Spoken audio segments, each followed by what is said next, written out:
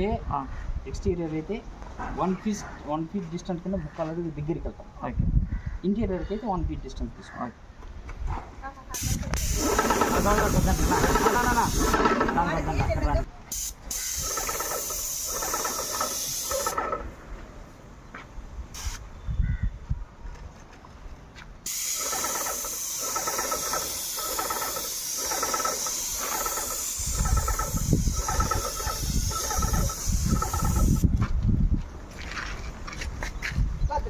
ఏ doubt ఉన్నా అడిగు.